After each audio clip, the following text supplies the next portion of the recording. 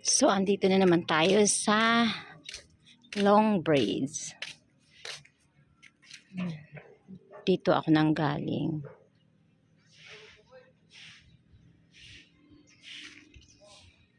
Then, lumipat na naman ako sa Long Braid.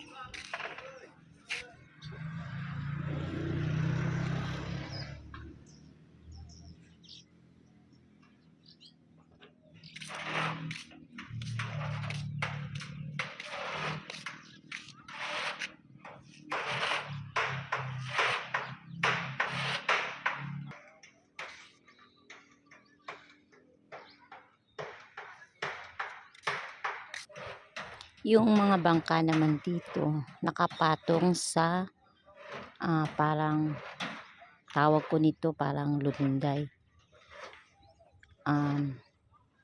Puro kawayan na ginawang pinagdidikit-dikit at ipinatong yung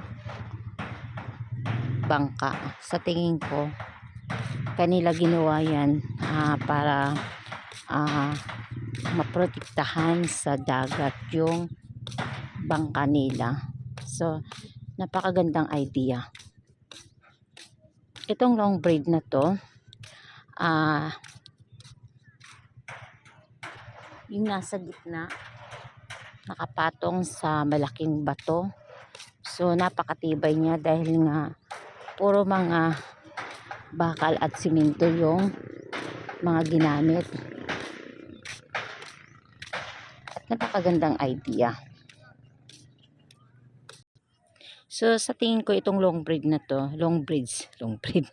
itong long braids na to, isa sa mga dinadayo ng mga turista. Kasi nga, for me, isa ito sa mga nakaka-attract dito sa Tabogon. So, sa mga pupunta rito o mga namamasyal, sigurado akong isa ito sa mga pinapasyalan nila.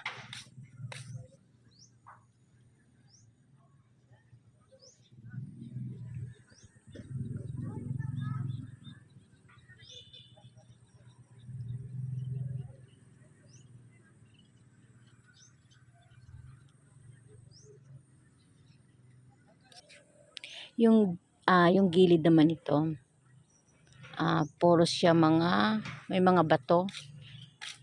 Ayan. At maraming mga bakhaw. Yan yung mga kahoy dito is, kung hindi ako nagkakamali, mga bakhaw. At may mga ilan din na mga pupunta rito kahit ganitong oras nga.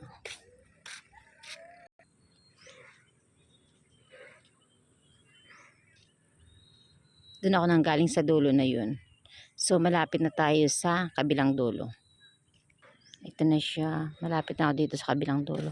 So, ito yung nasa gitna. Nakapatong siya sa bato. Ano yan? Ang lambat mo? May nahuli rin kang isda. Wala. Pero may nakakahuli kayo dyan. Di ba maraming tae? Ang kinain nila tae-sad. Dili. Dili ba? Ba't hindi nasisira, ano?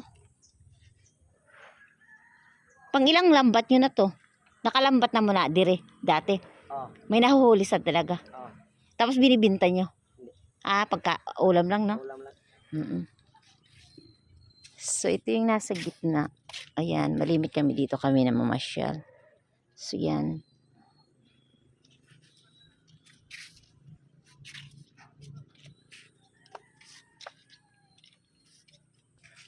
Ayan. Ayan yung bato na sinasabi ko. Yung nasa gitna ng tulay, nakapatong sa malaking bato. So, yung kalsada na nakikita natin, papunta yan sa Kamubuan. Tinatawag nilang Kamubuan. Itong area na to, itong dulo na to. So, malapit na tayo. Ipapakita ko sa inyo. At yung kagandahan dito, tuwing gabi may mga ilaw siya. So, may mga ilan din naman na pundi. Pero maliwanag na maliwanag paggabi. Malapit na tayo sa dulo. So, ang nakikita natin yung Osba. Ano ba yan? Osba, Bogon. So, yun yung kanilang stage. May mga nakapaikot na mga upuan. So, ito yung kanyang bungad. Ang ganda.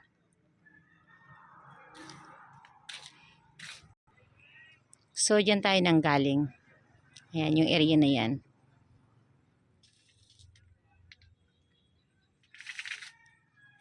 At ang kagandahan nito, may CR. So, may mga namamasyal na gustong umihi or dumumi. May nakahandang CR. So, ito yung bunga na to. Dalawang puno ng bougainvillea. Ayan na.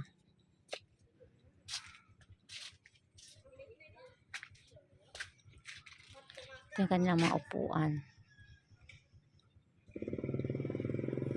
So, yung stage. Ayan.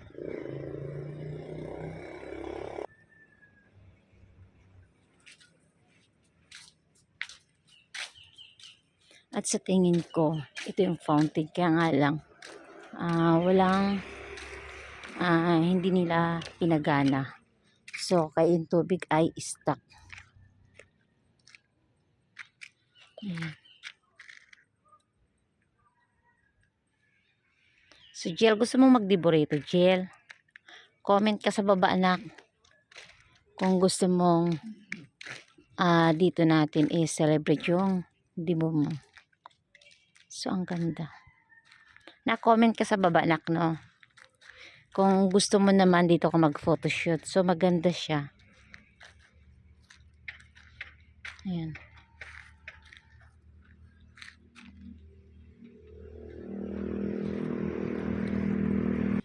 Ang kagandahan dito, safety yung mga taong pupunta rito kasi nga maliban sa naka-drill siya ng stainless. So, safety para sa mga bata. Ito yung gilid niya. At ito yung tinuturo ko kanina na papuntang Kambuan. So, ito yung nakikita natin. Ayan.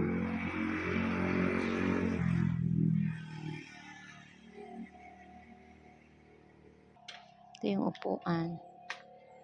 So, pwede siya sa mga, may mga party. So, nakapaikot yung mga ilaw.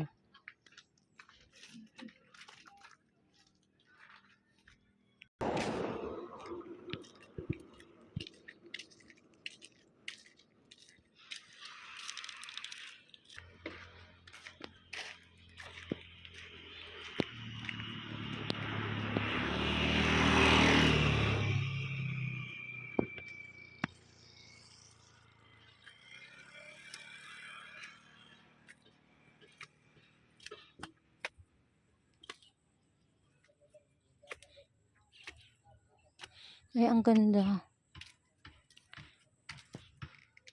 Guys. So, ano siya? Tulay na.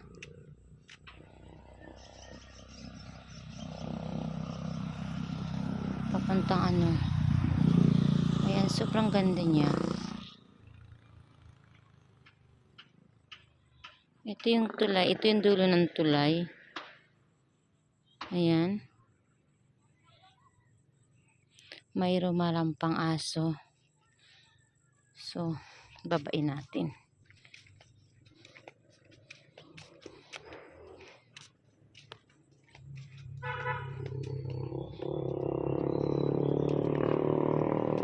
Ito yung ilalim ng tulay.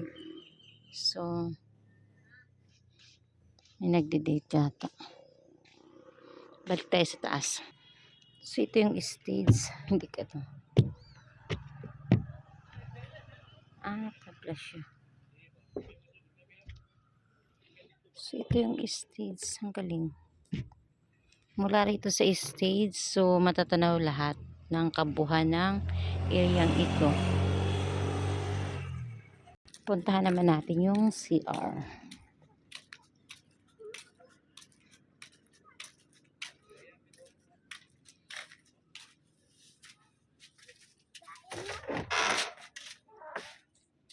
Ah, wow. Ganda ng